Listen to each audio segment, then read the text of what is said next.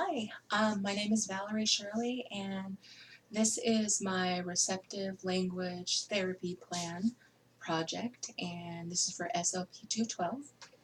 And my therapy session plan will be actually working with a young adult, and this adult is somebody who suffered a traumatic brain injury, so they're having receptive language difficulties now.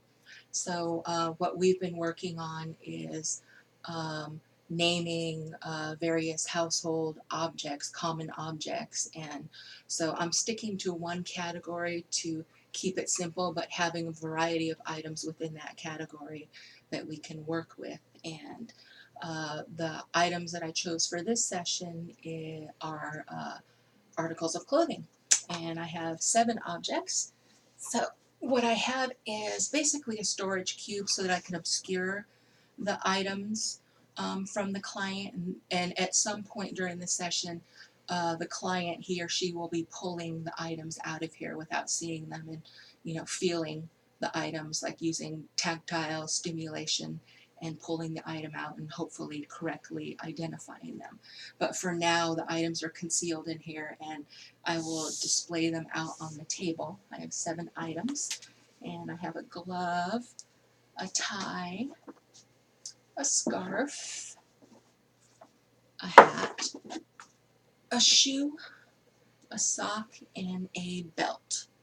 Let's get that out of the way. And I will start the session by greeting the client and making sure that they're comfortable in the environment, and get started. And it's probably a session that's piggybacking on a previous one where we've probably gone over similar objects but from a different category. So what I do is I display the objects out, and we'll go over naming the specific objects because the client will be having trouble at this point. They might have an understanding what something is, but the object will just be escaping them, like on the tip of their tongue. And at points where they're having difficulty naming the object, I will either say the name and offer support in that way, or make sure I'm having constant eye contact with them so they could see my mouth as I'm talking, and hopefully cue them that way.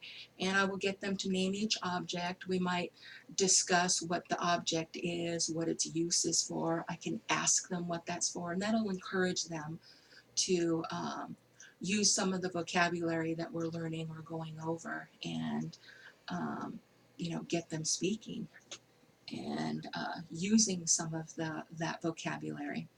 And for instance, I can touch the hat, and we'll discuss. I can ask them, what is this? And we can even say the name together. This one's a hat, this one's a sock, glove, shoe, and so on and so forth. And at some point I will implement, we'll be going over also the goal of 1-step direction and 2-step directions, and using the same objects. So for instance, after all of these are identified, and we'll go over what they're for, and so that there's the comprehension of what the vocabulary word is for naming the objects. And I will take the storage cube and kind of put the items back in the cube. And this is after they've had a chance to touch the items. And I will have them, by touch. They'll be actually using memory by touch and pulling out an object, and they can probably feel what it is. I'll tell them to take out one object, and they might take out a sock, and I'll have them try to identify it and or name its usage. And if they're having problems in any way, I will assist them, even up to the point where I'm naming the object and then having them imitate me or say it along with me. And if I see them having difficulty at any point, I will offer that support. And anytime, whatever they offer me, if they're offering something, I'm going to give them that praise. I'm going to say, great job, way to go on that. And even if they're just saying the name along with me, that's okay. I'm there to encourage, and I will do that. Okay, and after they pull out an object and identify it, I will say it along with them. I will let them touch it again. And at that point, we might have a couple objects still in the cube. Some will be out on the session table.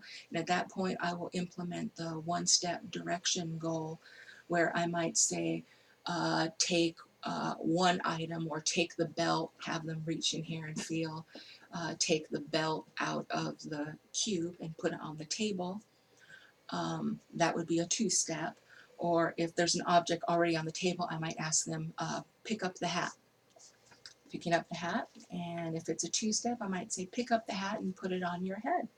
It's a two-step. If at any point they're having trouble with that, I will model whatever the task is. I will name the hat, I will pick it up, and I will place it on the head. And if at any point they're having trouble, I will assist them.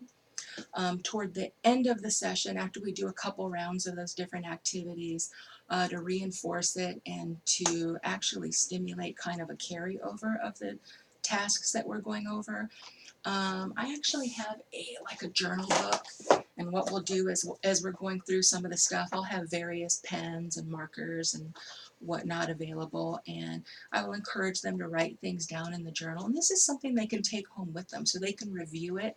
They get that carryover of the goal, and they can actually review the stuff at home. And at our next session, we can go over it at the beginning of the session and review what we did at the previous session.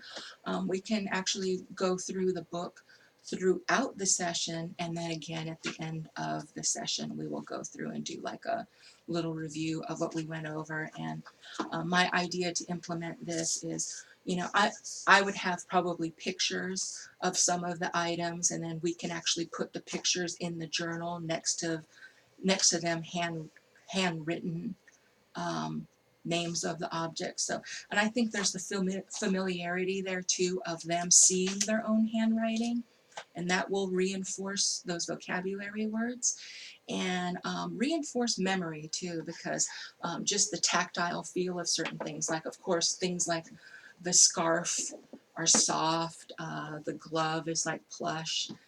And so there are a lot of things there we have going on to implement these types of receptive skills. And basically that's it. Offering a lot of encouragement. I'm all for that. And then also implementing the supports, always offering the supports, and then knowing when to fade and pull away those supports and offering them back up when and if the client needs them. And that's basically it for this session. It's the type of session that has a lot of variety. There are a lot of things I can implement on the fly, depending on how they're doing. And there are a lot of things that we can go like with anything adding in the book. We can even actually spin off that, and they can like look at the pictures, and we can even construct or create a small story using these, or these type of objects. They can always put the object on, and we can create a story of different objects that they have. And that's the gist of my therapy plan. And again, it's for a young adult who's having receptive language difficulties.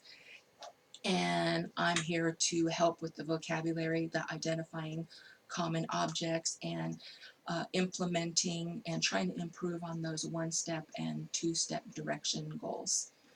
And that's about it. Thank you.